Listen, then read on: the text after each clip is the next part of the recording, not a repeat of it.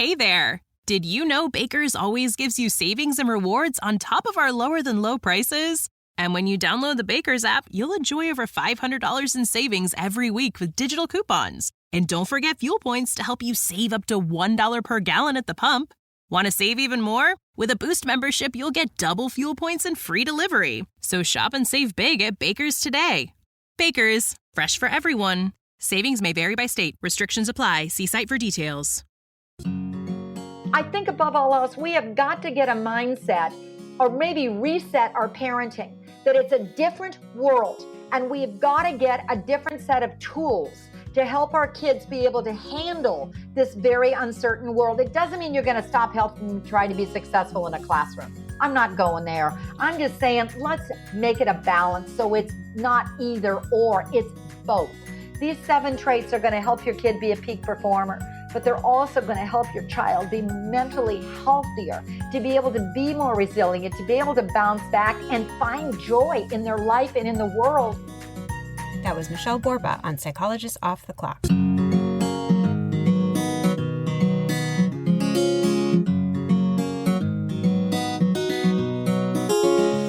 We are 4 clinical psychologists here to bring you cutting-edge and science-based ideas from psychology to help you flourish in your relationships, work, and health. I'm Dr. Debbie Sorensen, practicing in Mile High, Denver, Colorado, and co-author of Act Daily Journal. I'm Dr. Diana Hill, co-author with Debbie on Act Daily Journal and practicing in Seaside, Santa Barbara, California. From coast to coast, I'm Dr. Yael Schoenbrunn, a Boston-based clinical psychologist and assistant professor at Brown University. And from sunny San Diego, I'm Dr. Jill Stoddard, author of Be Mighty and the Big Book of Act Metaphors. We hope you take what you learn here to build a rich and meaningful life. Thank you for listening to Psychologist Off the Clock.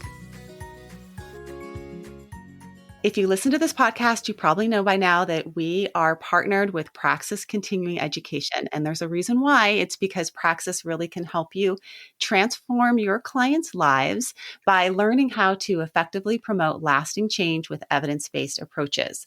ACT, DBT, compassion-focused therapy.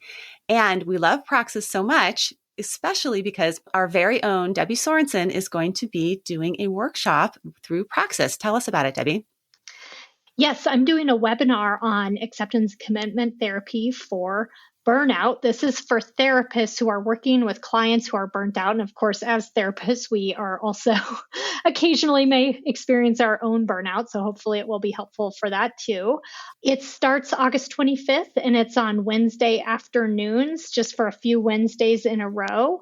So you can check it out on the Praxis website and learn more. I hope you can join me if you're a therapist. It'd be great to have you there. And for all of the live online courses that Praxis offers, you can go to our website, offtheclockpsych.com, and get a discount code.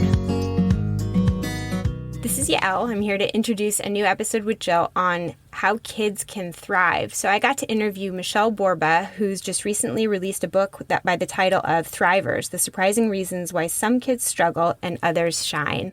We've had a bunch of interviews recently on thriving, on grit, on how to support kids in growing up. And this is a lot of the messages really converge, but Michele had so much new content to offer. And Jill, I think you felt the same. I did. What I felt was some of the things you guys talked about were like amazing reminders. You know, it helps me to have some repetition it's easy to do what you normally do. And having that repetition is like such a great reminder for, oh, right, I need to go back and do this. And then I felt like there was like a new spin on so much of it. And I just got a ton out of this episode. And I was wishing I was at my desk so I could have been taking notes. And I'm definitely going to have to listen to this one again. I know that you had an experience of actually listening to the episode that you wanted to share. But before you do, I wanted to share that while I was reading and prepping for the interview, my oldest and my youngest were otherwise occupied, and I was sitting next to my middle child who's 8. He was reading, and then he came over and asked me what I was reading, and I was starting to explain to him the content of the book and sort of the point and how kids thrive. And we got to talking about these different traits that kids can build over time to help them to thrive. And we actually went through the 7 traits together, and I asked him, it sparked this really interesting conversation because I got to ask him, what areas do you think you're doing really well in? Where do you feel really strong? And where do you think you want to be growing yourself more? And it turned out that for him, optimism is a tricky one. He's a perfectionist. And so when things don't go well, he gets really hard on himself and says, I'm just bad at it and I'm never going to be good. And because of this conversation that we had that was sparked by my prepping for the interview, it's now become a part of our conversation, our ongoing conversation, that when things go well, he'll kind of own, like, I was really optimistic. I didn't give up. I believed in myself. And when things go badly, he'll be able to have that observing self engaged and say, I think that one I was kind of pessimistic, not always in the moment, but it's actually been really helpful. And it was just this fortuitous event that I was reading it while he was next to me and we had this conversation. So I'm hoping that this episode helps other people spark conversations with their kids. And Jill, I think it sparked some conversations between you and your kids. It did. Actually, my kids and I were in the car while I was listening to the episode, and Michele tells a story about interviewing, I think it was 100 kids, and asking, if you failed, do you think your parents would be disappointed? Something like that. And the majority of them said yes. Or maybe it was, what would happen if you failed? And the majority said my parents would be disappointed. And I paused the episode and I asked my kids, do you think mommy and daddy, they're 7 and 9, do you think mommy and daddy would be disappointed if you failed? And my 7-year-old said no, but my 9-year-old said yes. And I just thought it was so interesting because you think you're parenting your kids exactly the same, but she was my firstborn. There's so much anxiety. You want to feel like you're doing it right, like doing a good job, but probably inadvertently putting pressure on that you don't even realize you're putting on. My son said, well, I know that it's okay if we make mistakes. And I said, yes, it's absolutely okay if you make mistakes. And in fact, it can even be a good thing if you make mistakes. And do you know why that is? And he said, because that's how you learn. And we continued the conversation. I said, do you know what the most successful people in the world, there's one thing that they have in common that makes them different from other people. And they named a few, successful people. My daughter said, Jeff Bezos. And I said, do you know what they all have in common? And she goes, they're all jerks. And I said, well, no. I mean, maybe. I don't know. I don't know them. And I said, no, they've actually failed more than other people. So why do you think that more failure creates more success? And my son again said, because that's how you learn. And what really struck me about the whole thing is, like, why aren't we talking about this more? Like, this is such a rich opportunity for us to just have these conversations instead of assuming we know what our kids are interested in or why they're interested or what they think about failure. Yeah. Like, let's talk about it. Well, I hope that this episode really sparks a lot of conversations. And I hope that people who listen to this episode reach out to us and share with us and with other listeners the kinds of conversations that have been triggered by the content that we're sharing, either in this episode or in other episodes, because I think the more conversations that we get going, the more opportunities there are for learning. So please reach out to us, and I hope you get a lot out of this episode. Michele Borba is an educational psychologist, former teacher, and mom recognized for her research-driven parenting advice. She and her work appear on CNN, U.S. News and World Report, the Chicago Tribune, Time, the New York Times, among others, and she's authored 25 books. Her latest is Thrivers, the surprising reasons why some kids struggle and others shine. Thrivers is a wonderful science-backed guide full of how-to on-the-ground strategies for parents and educators to teach kids the kind of strengths that kids need in order to flourish. So I'm really excited to have you here, Michele. Oh, thank you. I'm so delighted to be able to talk to you and connect. Thank you. So I wonder if we can begin at the beginning with the question of how you define a thriver. So what makes a child a thriver? And I know we're going to talk a lot about the character strengths that set thrivers apart. So I also would love to hear you talk about how you decided on which to include. Oh, thank you. A thriver to me is a real easy definition. It's just a kid who says, I got this. He doesn't depend on somebody else to do it. I think the commonality, if I were to look at all kids, because they have all different kinds of temperaments as a thriver, they come from all different kinds of backgrounds, but they all seem to have a sense of agency, that they've learned that I can do this and I don't have to rely on somebody else. So as a result, they can push on through. A striver is a little bit different. Oh my gosh, they may have the fortitude that wants to do the same thing, but they don't go the whole 9 yards. Very often they stop, they have to give up because I think they don't have the skill sets that helps them keep on going. So a thriver is made, not born. That's the key that we've got to keep in mind. And wow, can we make a difference in terms of parents? Yeah, and I think that that's such an important thing that you emphasize, that thrivers are made, not born, that it's not just inborn traits. And we're talking about character strengths, but it's not like you have them when you're born. They're muscles that get built. And so you talk a lot about this kind of more growth mindset about the characteristics of thriving.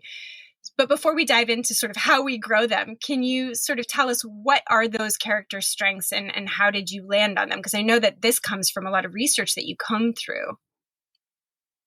Well, thank you for that because it's been 30 years of a journey to write this book. I started way back when as a special education teacher, and I was dealing with a lot of kids who had obviously struggles in learning and emotions and behaviors, but despite it, I found that some were struggling more while others were shining more despite of the diagnosis. So it was looking at what really helps kids. And at that point, I was going through all of the research and I came upon this amazing Emmy Werner's research. Oh my gosh, I just absolutely went, this is it. She was doing a longitudinal study from children in the island of Kauai, and she's been still looking at them actually for over 40 years. She found a cohort of kids that were all had adversities. And then she got a whole team of social workers, psychologists, nurses, pediatricians to follow the same kids. And she's shocked because midway through the study, actually about 10 years into the study, she says, my gosh, some of them are really making it despite the adversity. And then she goes into the why factor. At the same point, Ann Maston is doing studies with kids in war zones. Michael Rudder is doing kids in poverty. Norm Garmese is studying kids with schizophrenic parents, and they're finding the same thing. Kids bounce back, some do, and now it's why. So the next thing is, after I'm looking at all of these, is get a huge desk that's big with a bunch of Post-its because I was trying to find out the commonalities. What are teachable commonalities between that study, this study, this study? And in the end, I came up with 7. I kept pulling them. The 7 had to be, number 1, highly correlated to resilience. Number 2, they had to be teachable. 3, I was really concerned about kids' mental health. It was plummeting, and that was prior to the pandemic. So they had to be able to help kids in terms of well-being. But I also know parents are really concerned about, but he has to do good in that classroom. Same traits also help peak performance. And there was a little, hidden advantage. They also kept coming up in the Global Economic Summit as highly correlated to what we're looking for in the 21st century. And those were the 7. So that's how I came up with them. In terms of what they were, number 1 was confidence. Kids who are thriving really have a sense of knowledge about their strengths. They don't focus so much on their weaknesses. They know who they are. Second was empathy. We do know that social competence is highly correlated with mental health and resilient kids who are able to figure out a cohort system that I got to keep springing back, and they need that support system. The third one was self-control. They have an ability to put the brakes on impulses so they can think straight and self-regulate. Fourth was integrity. I love this one came up, but they have a strong sense of beliefs that have been implanted in them, usually by the parent, but because they know what they stand for and have a strong moral code, when the adversity comes, they don't have to wiver and waver. They go, I got this. They can keep on going through. Then comes curiosity. Love that one, but they're out of the box thinkers.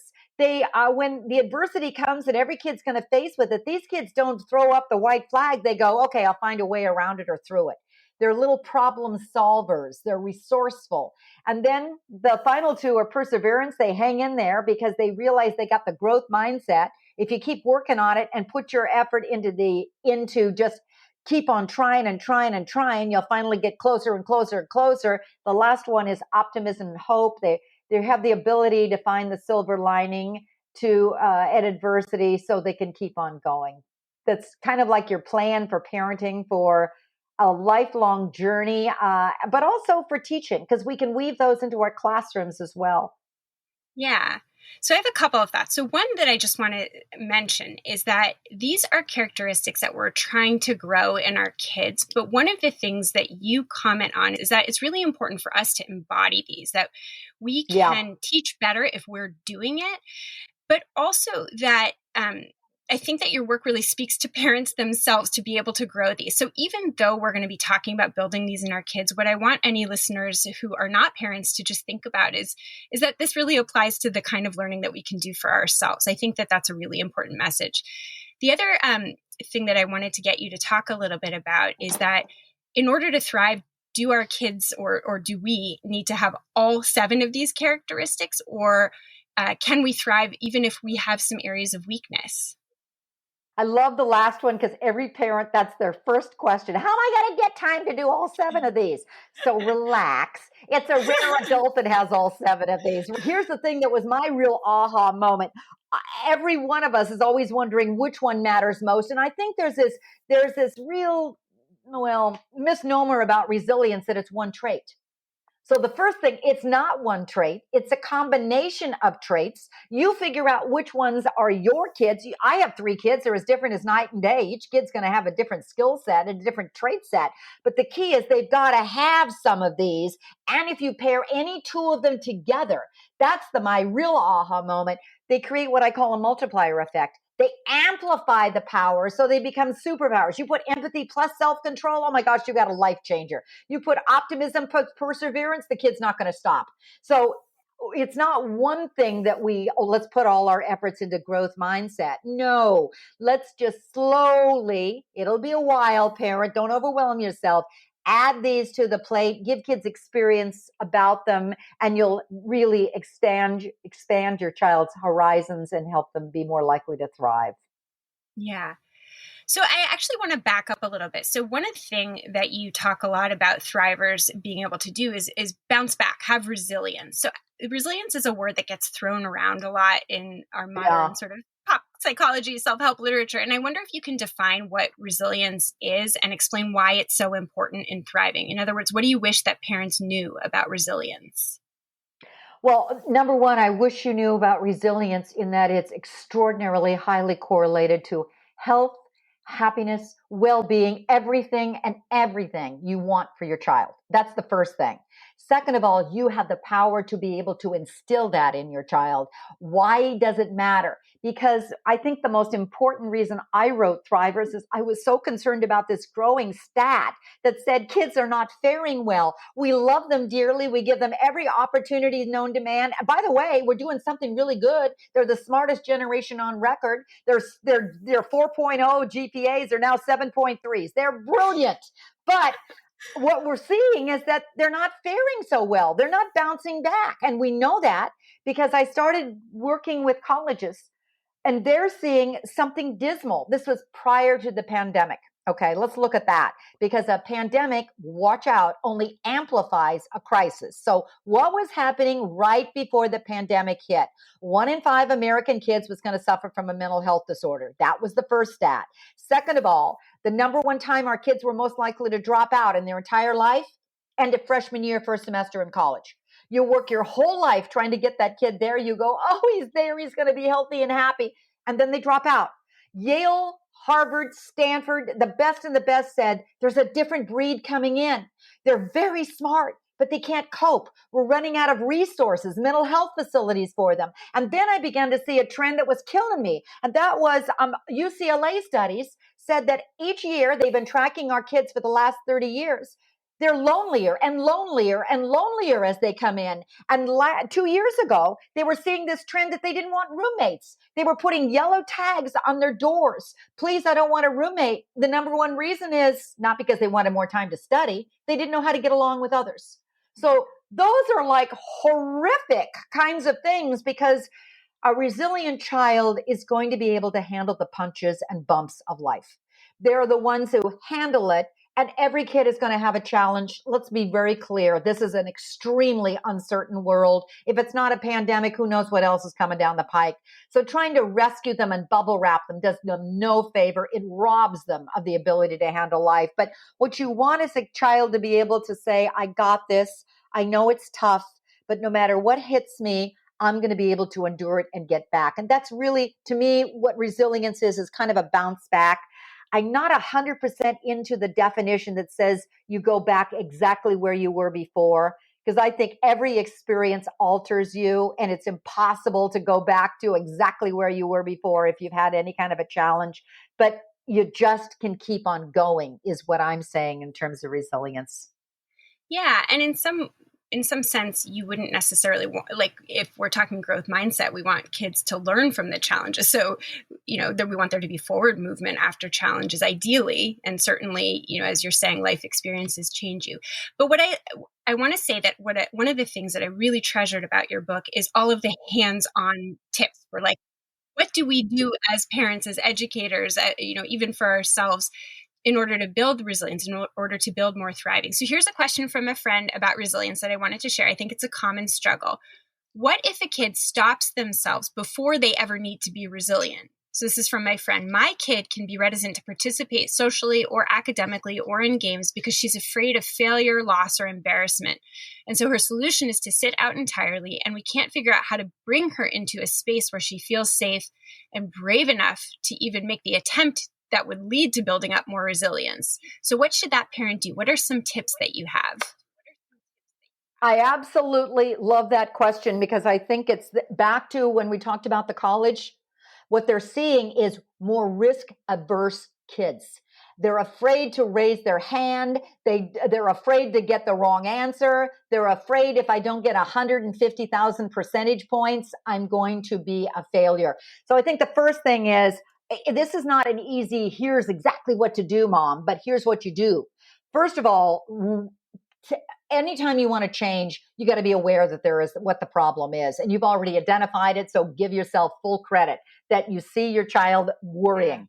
Number two is watch what comes out of your mouth. Be very, very careful. I was interviewing 100 kids, which was the most mind-boggling thing I've ever done in my life, as I was writing Thrivers to figure out their perception. And one of the things that was a commonality of teens is that they said they were afraid of failing because they didn't want to disappoint their parents. So I know we may not think that that's what we're doing, but be very, very careful. Number three is let failing be permissible in your home. Failure is an option. Mistakes are how we learn. Also start acknowledging your own, because this is not going to be a change you're going to do tomorrow. You're going to be a slow, gradual change, because usually it takes about 7-8 years for the kid to get that way. Now you're going to have to find out how long is it going to be gradually to turn it around. A fourth is find one thing. What's that one little thing that she's a little bit more confident about? It may be Thrivers at the beginning has a core asset survey, so you can take a moment to identify who your kid is. What are her strengths? What does she gravitate towards? Find the one thing that she finds a little bit easier, that makes learning a lot easier. In fact, to be able to share that with a child, your strength, pick up your pencil and write, sweetie pie. Oh, good. See how easy that was? Now pick up your pencil and write with the other hand. That's not your strength area. See, that was a struggle. Let's look at the things that are easy for you to do. And because everybody's got some hard ones and everybody's got some easy ones. Now start looking at one easier thing and put your focus onto that, so you can keep giving her that growth mindset of going, hey, you're hanging in there. Look how successful you are. Don't ever praise her for the heck of it. But when she actually earns and deserves it, stretch her like a rubber band. Your goal and your expectations with this child is to stretch her like you're pulling a rubber band gently, gently, gently, but don't you dare snap it by pulling too hard, because now you snap her spirit. So it's one step over what she was previously. Finally, don't ever emphasize the end product. You got 100% or you got the A+. Instead, emphasize yesterday you were here, today you were here. Yesterday you were here. Oh, today you're over here. And when she gets really overwhelmed, because failure paralyzed kids do, they think of the hardest thing. That's all they think about, even though they can do the rest of it. Just focus on, first of all, the hardest thing, because usually it's a little stumbler, and you do the MO of a really good coach. A really good coach, let's look at a soccer coach, never says you might as well give up because you didn't make that goal. Instead, they say, let's watch that video again. Let's replay it. Oh, it's your foot. If we just move your foot this way and practice that one little stumbler and keep kicking, you'll succeed. Break it down for the child. That's a hardcore life lesson, but all of those are your lesson plans as a parent to be able to now dig in. Ideally, have your other parenting partner, the teacher, grandma, grandpa, somebody else reinforcing it together. And you can make a difference on slowly helping this child realize failure is okay. It's how I learn. Yeah. I mean, and so part of it is, breaking it down for yourself. And part of it is, as a parent, not getting so panicked and overwhelmed by failure yourself. And I think that that's an important message for us as parents to really integrate into our own philosophy, both for ourselves and for our kids. And I love the suggestion to fail and share it with your kids, right? Own it as your own learning experience in a very non-pejorative way and in like a celebratory way. This is how we learn. There's a really simple tip. When you mentioned the tips, I tried to put at least 300 in there of thrivers, and each one of them is age by age. But when it comes to failing, one of the simplest ways to do that is to, again, acknowledge your failure, like, next time I'll, but that's what you do. It's the next time I'll. I blew it because I didn't read the instructions on the computer in order to boot it up, and I just blew it out. But next time I'll pick it up, and here's what I'll do. If you keep sharing your next times, it helps the child realize a mistake has a learning opportunity of what I can do instead. If the child is young, read Fortunately by Remy Charlotte. It is a gold mine. It's Ned, age 5. Oh my gosh. Fortunately, he gets invited to a birthday party. Oh, that's so excited. But unfortunately, the party's in Florida and he's in New York. But fortunately, every page turns a unfortunate into a fortunate, to a fortunate into a fortunate, until he's finally at the birthday party, and that's his fortunate. I love that message because I've seen many teachers use that book, and I've seen kids turn to their partner who's taken an eraser and like desecrating the mistake and actually saying, so what's your fortunate going to be? How precious is that? But, sometimes it's a book or a language mantra that you can use. Yeah, I love that. Okay, so my next question is, so we can teach thriving, except there's going to be so many people listening to this and reading your book whose brains are automatically going to jump to this conclusion of, except for me or except for my kid, because my kid is lacking in self-control or persistence because he is wired to have attentional deficits, or she is wired for anxiety or depression. So how do you explain the possibility that all kids can develop these characteristics, even those that have wiring or hormonal balances or early life experiences that set them up to be weaker in some areas? Because the goal that you're trying to do is take your child from where he or she is and gently stretch them so they can become their best personal self. And don't ever underestimate a child. That's what I learned from special education. I mean, the value that I get that is amazing is teaching that so many years ago. And then I'm on the Today Show all the time. So what happens is when I'm on the Today Show, one of those kids from 30 years ago calls up and says, hey, Mrs. Borba, how you doing? And then they give me a backlog on the kids in the class and how they're doing. I say, and so I go one by one. How is each child doing? And I'm blown away. Donnie, who was my nonstop talker, he had attention deficits that was so short. I thought, oh my gosh, he's never going to be able to, because he's nonstop talker. What is he doing right now? He's a DJ, extremely successful in San Francisco. And I'm going, his mother found that kid's strength and never stopped. Scotty, who was the shyest kid you could possibly imagine. I thought, oh my gosh, how are you going to build Scotty's confidence level? I was blown away. He's a DA in Florida. And he's like doing mind-boggling stuff. Sometimes we get so into our fix-it mentality that we forget to take the kid from where they are. We've got to stop comparing them to the kid next door, because that isn't it about. It's about figuring out your child's strength and gently keep stretching them. I love the story in Self-Control on Michael Phelps. Michael Phelps, the most highly decorated Olympic athlete we have in the world, who had ADHD, who Ritalin didn't work for him, but he figured out what was going to work for him at a young age, swimming pool. That's what he said, the one place that I figured out to take my energy. And then my mom would sit in the stands, and when I needed to calm down, we'd figure out a calm down strategy. When I was in the pool, she'd make her hand into the shape of a C. That was our signals that says, Michael, you need to calm down. And then I'd learn the stuff that she taught me, and I kept on swimming. Wonderful stories like that. And I purposely put each story in Thrivers for each chapter of a child who was struggling, but a parent found a way for him or her to shine.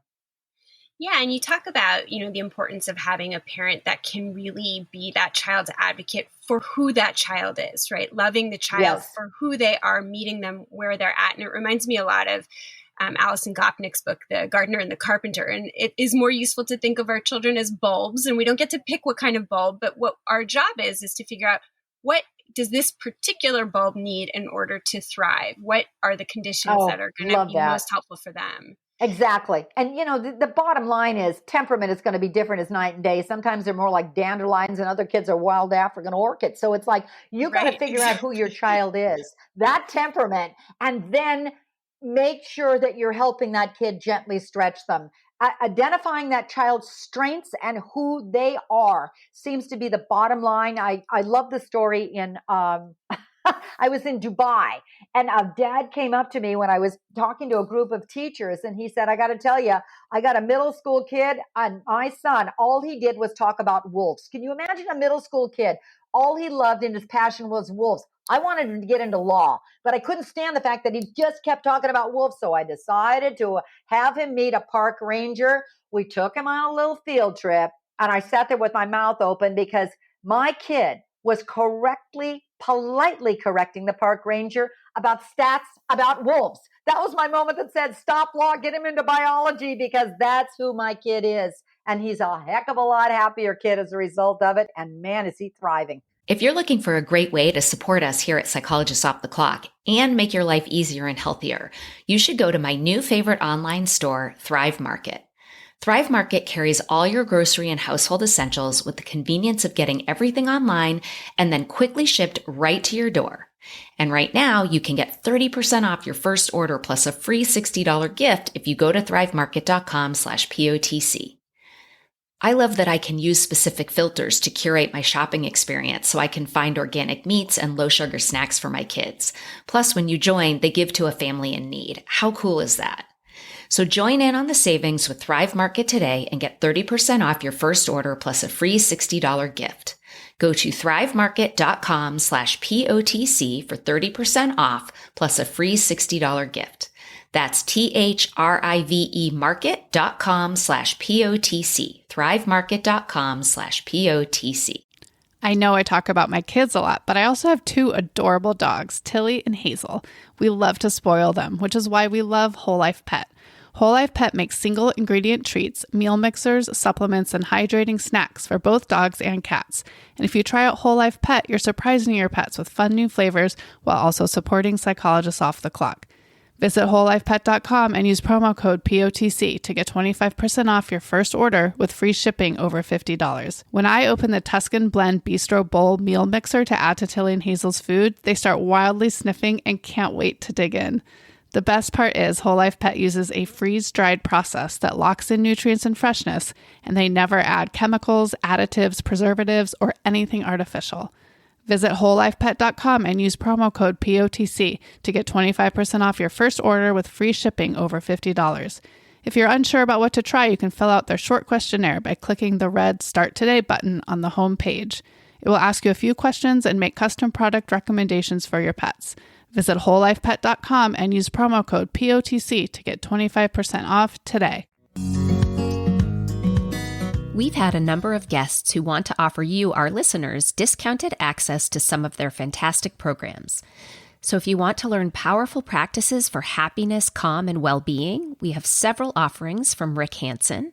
If you want app-based behavior change, you can check out Judd Brewer's apps for anxiety, eating well, and smoking cessation. Or you can learn how to be a calmer parent with Mindful Mama mentor Hunter Clark Fields.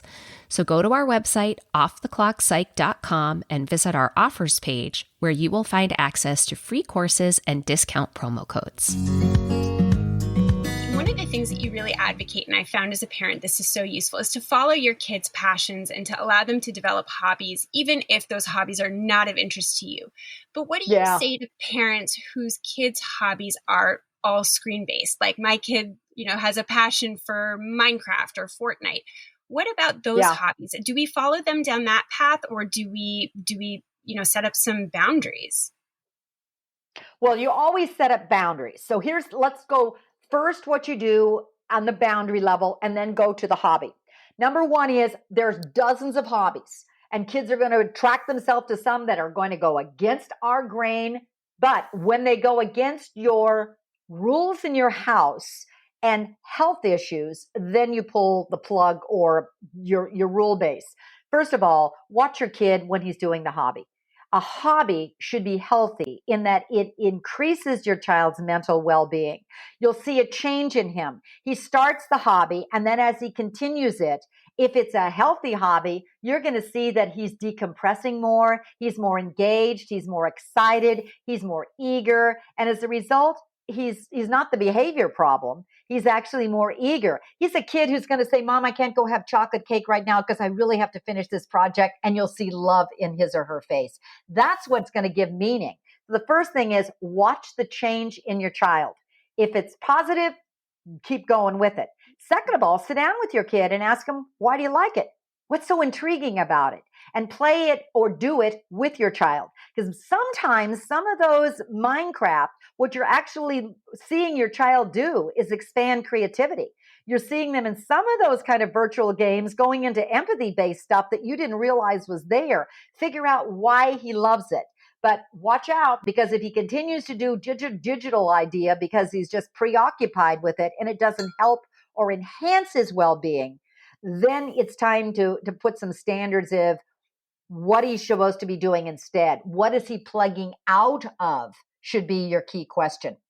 Hobbies, we now know, are highly correlated to resilience because they give your kid an item to decompress with. When I interviewed a group of kids, middle school kids, I said, what are your hobbies? They looked at me absolutely dumbfounded. What's a hobby and who has time for them?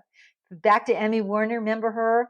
That study, what she said was one of the ordinary things that kids do who are resilient is they go to hobbies.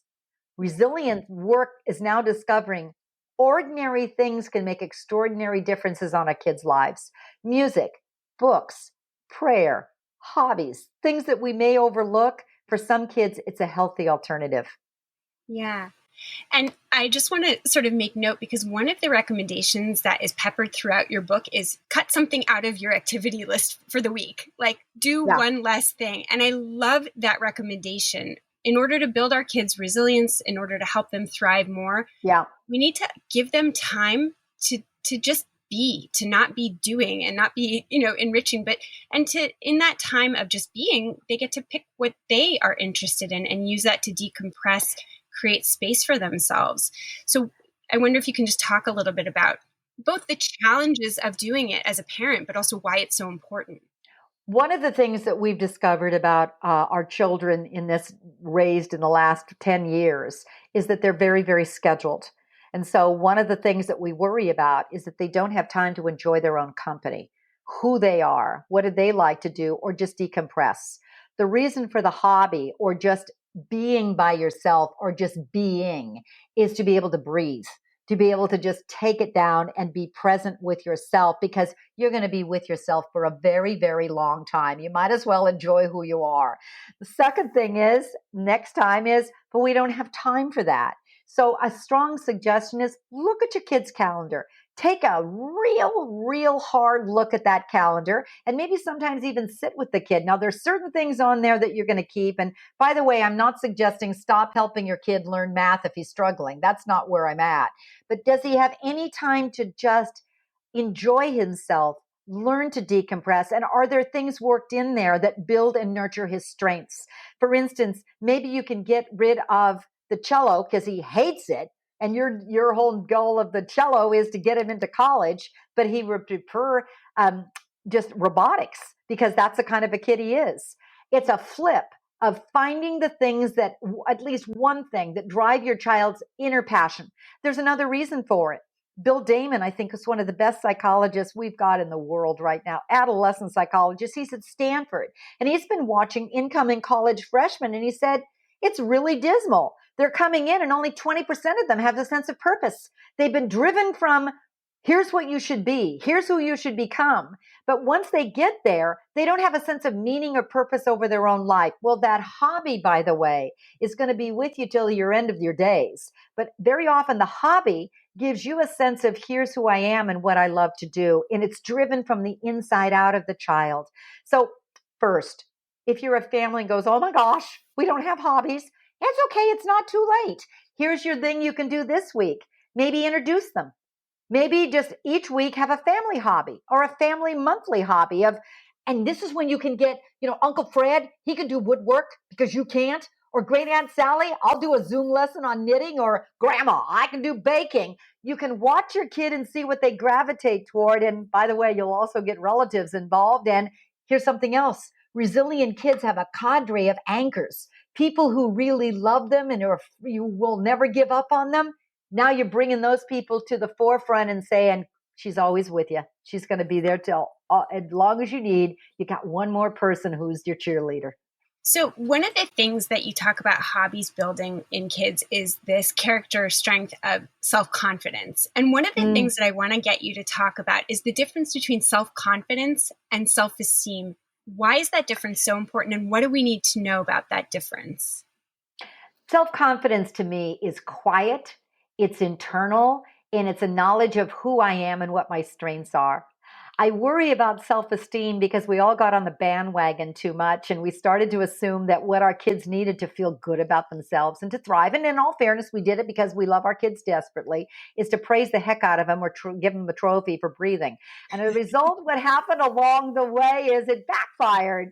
All of the research kept coming in saying it doesn't have anything to do with mental health, but confidence does. And that's the piece that's a little different. Your kid with confidence knows who they are, can accept their strengths, but also recognize their weaknesses. And they don't need you to give them the accolades for it. They are taking that with them the rest of their lives. So when you say, but I don't know who my kid is, that's okay. You can do the core asset survey. That's right in chapter 1. That'll take you a little bit of time, but you can watch your kid, or you can take a 3x5 card. And this week you can walk around the house without your kid knowing it and just start writing down, what does he like? What is his interest? What does he enjoy? You're going to discover sometimes that you'll be floored by some of the things that you may have overlooked that are just in the here and now. And just sitting down and asking your kid, what is it about that really intrigues you? Yeah. And it leads to some really interesting conversations. My oldest is really passionate about chess, and I find chess so boring, but we've had some really interesting conversations where, me being a psychologist, I'll say to him, what is it about chess that is so interesting to you? And he'll give some really insightful answers about, he can sort of zoom in to see the specific moves and zoom out to see the board. And he really likes being able to see something that his opponent doesn't see. So to see behind what's going on or to see ahead. And it's just kind of cool from a psychological perspective. And it helped me know him better, even though my mind doesn't work like that at all. But that there are some commonalities in what we might appreciate about the game. It's just that we go about those kinds of things very differently because we have very different brains. I love the fact that you said it wasn't you. That's the hardest part about parenting, is discovering that the kid is into something that isn't what we did or wasn't on our agenda. And chess, I've worked all over the world. And one of the most amazing things was in Armenia, when I went into a school and they said, well, Dr. Borba, we've discovered one of the most interesting ways to teach character, because we as a country want to make sure that our kids are strong, in their minds, but also strong in character. I said, what? He says, well, go on into that classroom. It was a chess club. And every single day there's a full-time chess teacher. And what they've discovered when I walked in there, I don't speak Armenian, but I'm watching these third graders who are required to take chess. And I'm going, oh my gosh, this is absolutely brilliant. what they're doing is face to face with each other, they're sizing each other up. And what they're doing is perspective taking, empathy building. They're going, you can see the kid going, she doesn't have a clue where she's moving that pace. I got her. And it was just wonderful. And then they also have to encourage each other. Good job, play by the rules. They're also stretching their mind and they're stretching their, all that fast forward thinking. But they were doing it to teach perspective taking and empathy, and they were brilliant. So there's some things that flip to help our kids thrive that we overlook of power of just that chess set. Yeah, I mean, and that's where, hobbies really do have this untapped power. So related to just getting excited about what our kids are excited about, I have this question about, there's all these recommendations floating out in the ether about the right way to praise our kids in order to boost their self-confidence. So what are your tips in this arena? Like, how do we give our kids praise in ways that aren't going to inflate them in unhelpful ways, but rather support the development of their self-confidence? Yeah. Well, and do know that kids do need attaboys. So that isn't what I'm saying is don't stop praising your kid, because boy, they need our voice inside their head that lets them know. But there's some real interesting studies that came out of Ohio State on the right and the wrong way to do it. The first thing is, please make sure it's earned. Don't praise them for the heck of it. Look real carefully and try to be specific with it. If you add the word because to your praise, it'll take it up 5 levels. That was really a great move because. Or don't undervalue character traits. We praise the end product or what you get, but we forget to praise that was being so kind, because look at how the response of your friend, oh my gosh, did you see the look in her eyes? Oh my gosh, keep doing that, sweetie pie. Earshot praise is incredible. That is when you praise your kid, you're doing it intentionally, but you're doing it sneaky. That's really cool. You praise your kid to grandma. Oh my gosh, you should see his artwork. You'll be so impressed. You can't believe what he's doing. But don't let your kid know that he's supposed to be listening to the praise. He eavesdrops on it without him knowing, and it quadruples the praise.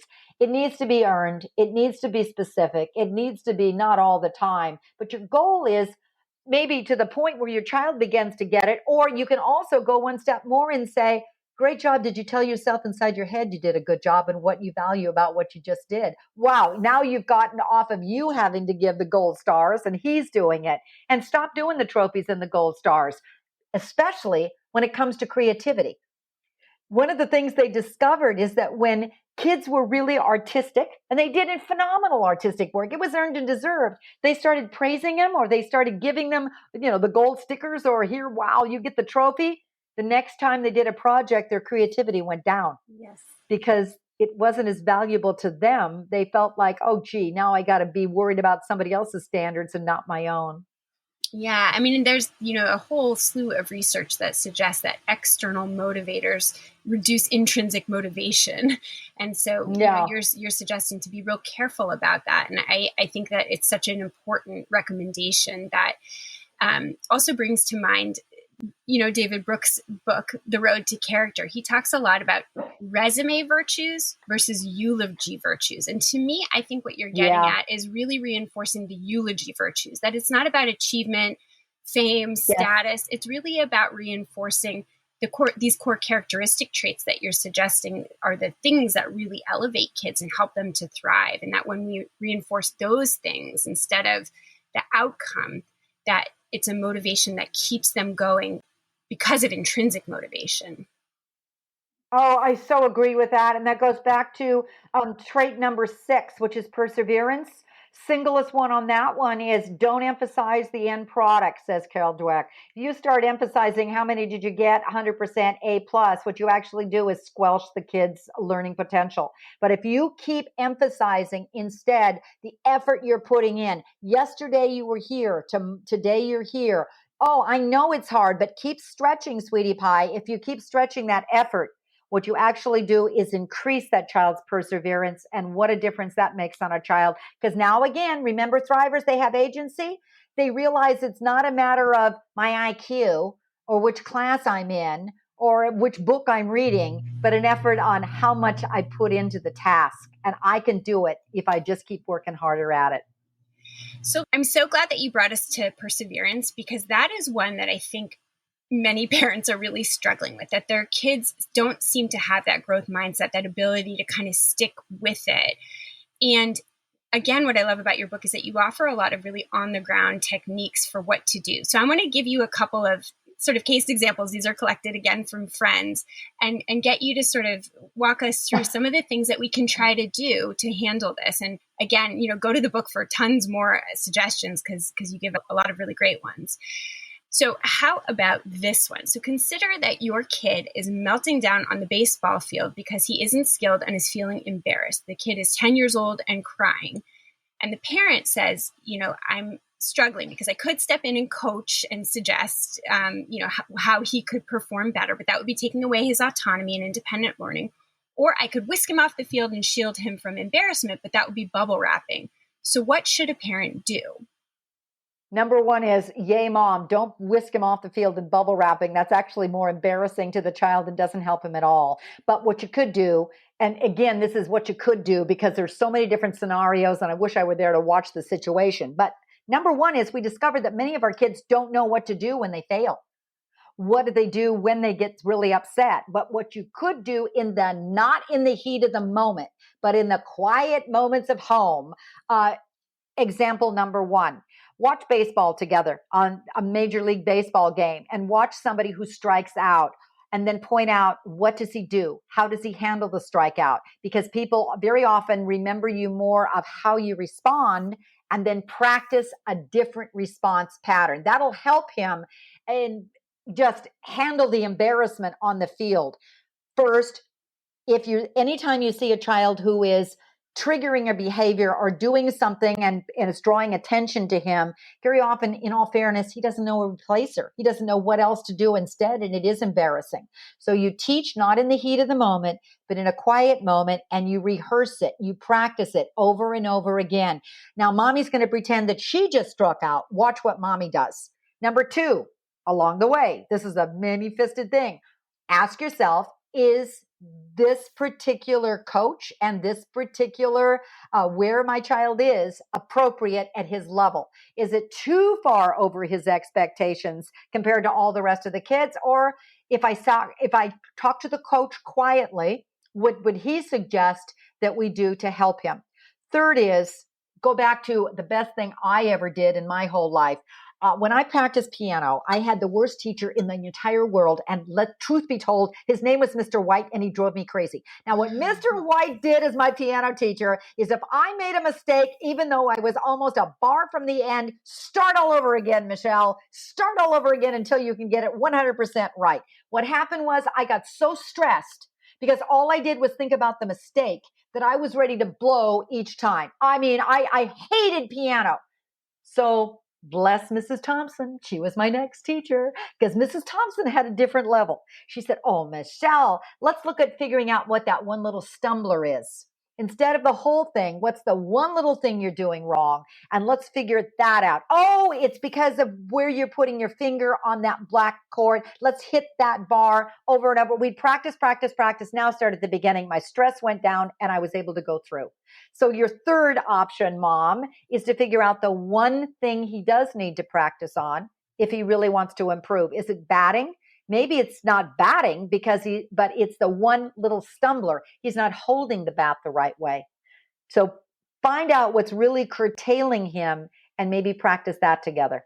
So there's three things. Now it's back to mom going, which is going to work for my child? Yeah, and being willing to experiment and fail yourself and say, that didn't work. Can I try something else? What else can I focus on trying as a parent? And I love the idea of really narrowing down. There may be 10 different things where you could start, but just pick one. Yeah.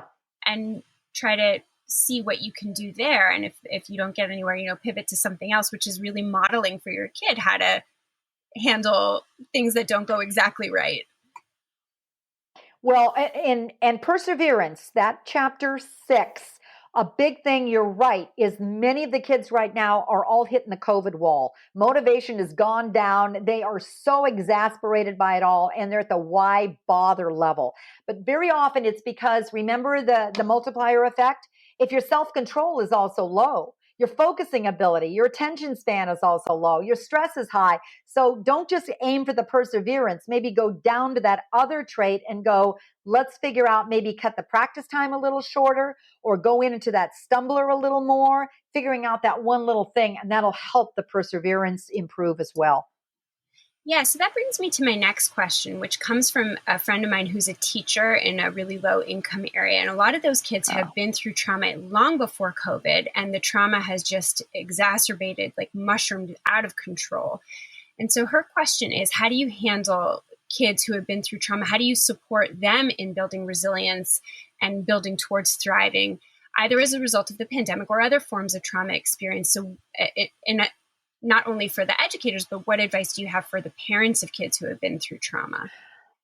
Number one is trauma is a whole different entity. And the whole goal on that one is, don't start with looking at the skills. Start looking at self at the base of the foundation. And there's really three things that we know about kids who have been through trauma, of helping them overcome and or endure. Then they can. But number one, they need an extremely empathetic, caring person. That teacher needs to get into the shoes of the kid and go, what has happened to them? What have they been through? And during COVID, you may not know that at all. It's been a year of distancing and you don't know. It may be a one index card to each child. Tell me the one thing that's happened so I can help understand you. Or maybe it's an email exchange to each parent. I haven't been there. I need to know, how can I help your child?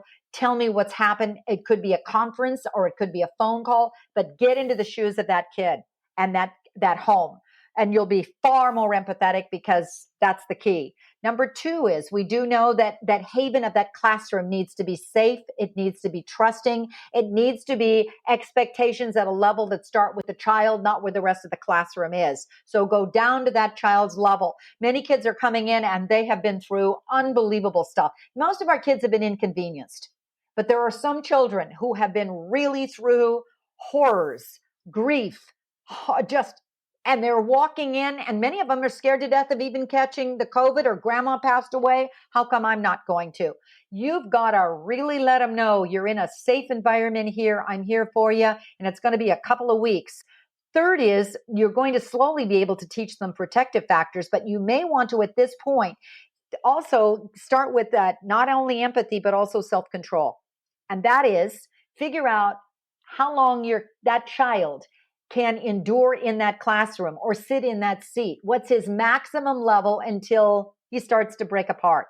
Ideas you can do. Number one is, it could be a quiet signal between the two of you. When the pen goes on his desk, it means I'm about ready to break. Because too many kids are at the breaking point and they're disheveled. It could be a silent code between you and the child. You can do this at home as well. When the doctor takes you to the ER, the first question is, how bad is the pain? A 0 is, you're about ready to go to sleep. You're at a 0. 7 is, you're a volcano about ready to explode. That kid can give you a quiet signal. Here's where I am right now. I used to do a thermometer in my classroom that was a cardboard thermometer that was unbelievably ridiculously simple. And it was my spur of the moment, trying to figure out where the kids were at. I put up a paper, just a clothespin for each child with their name on it. I put my own, why not? And then I drew about 5 different kinds of emotions on cardboard, like you're about ready to blow, and 0 is, you're so happy today. How are you doing? And then the kids would clip it to where the level was. It took them a long time to get permission to feel safe in order to do so. But the book says that one day I walked in and everybody was smelling around one kid, and I looked at what's going on, and they said, Ms. Borba, Aaron's having a really tough time today. Look at his thermometer up there. We're trying to make him feel good. So a final thing could be what many schools are doing with SEL, teaching what Oakland schools are doing, which is a slow, deep breath. Oh, I'm going to stop a minute because this was so mind-boggling. I worked on Army bases, and Navy SEALs taught me this, and they said it's the fastest way to chill out. The moment we feel ourselves getting stressed, we take a slow, deep breath from our abdomen, like we're riding up an elevator. We're riding it up like we're blowing a flower.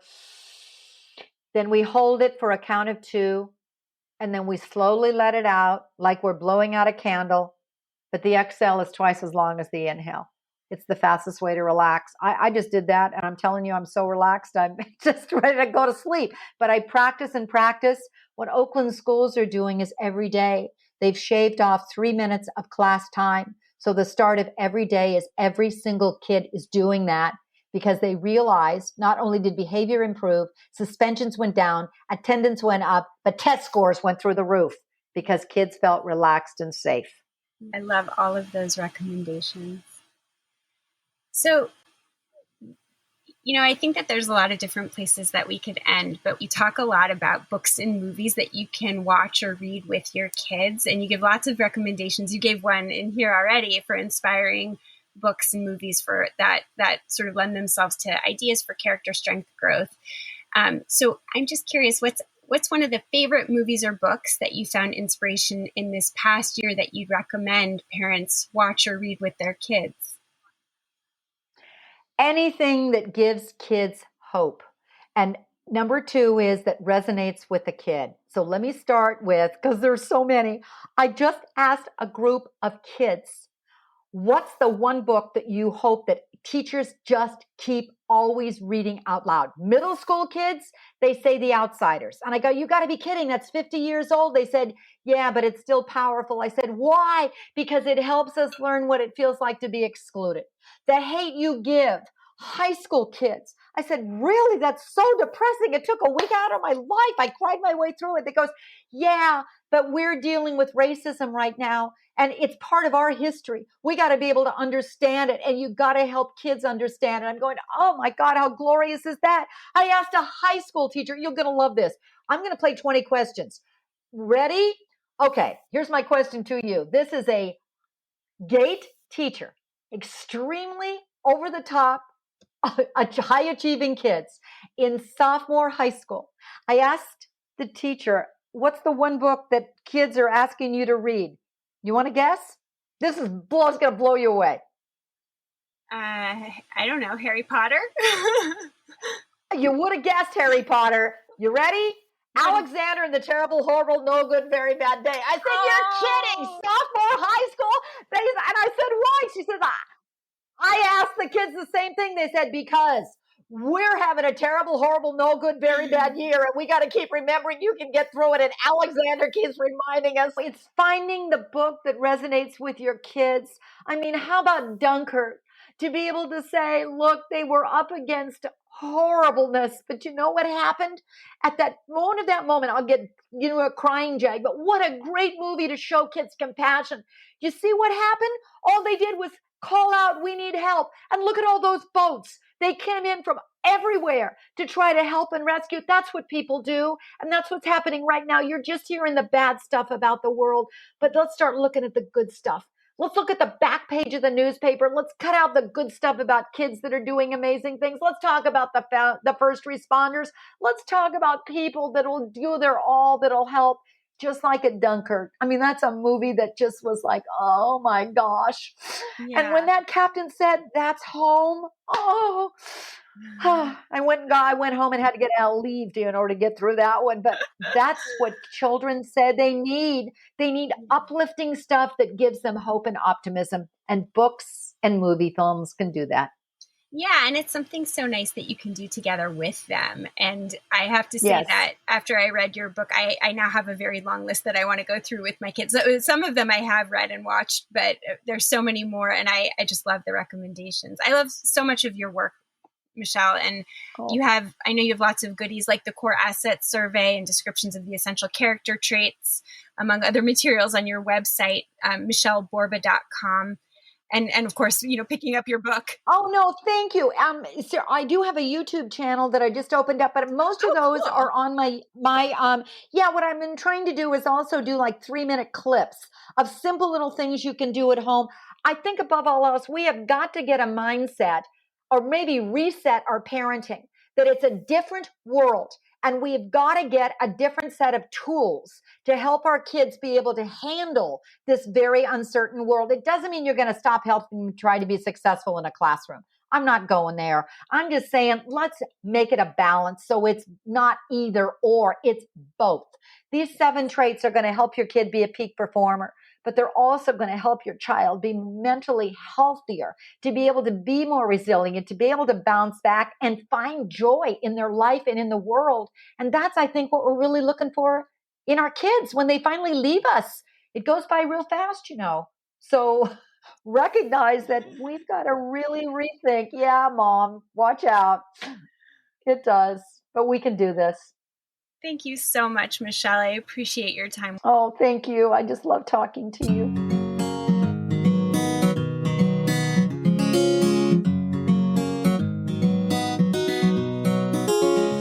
Thank you for listening to Psychologists Off the Clock. If you enjoy our podcast, you can help us out by leaving a review or contributing on Patreon. You can find us wherever you get your podcasts, and you can connect with us on Facebook, Twitter, and Instagram. We'd like to thank our strategic consultant, Michael Harold, our dissemination coordinator, Katie Rothfelder, and our editorial coordinator, Melissa Miller. This podcast is for informational and entertainment purposes only and is not meant to be a substitute for mental health treatment. If you're having a mental health emergency, dial 911. If you're looking for mental health treatment, please visit the resources page of our webpage, offtheclockpsych.com.